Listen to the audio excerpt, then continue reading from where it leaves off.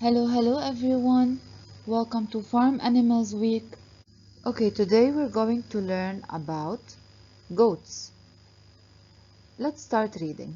I am a goat. I have 2 horns. My young is called a kid. I climb hills and rocks. I eat shrubs, hay, and grains.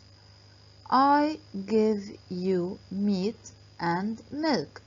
لكن goat يعني عنزة، والعنزة هون عم تعرفنا عن حالها. اوكي.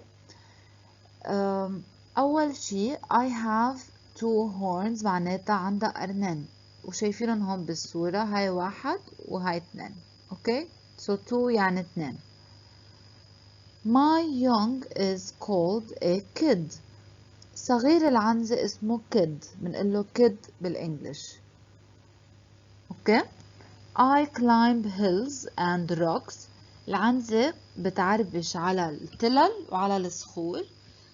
I eat shrubs, hay and grains.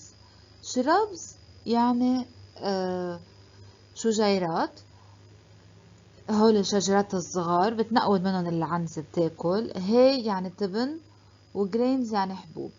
I give you meat and milk يعني بتعطينا لحمة وحليب.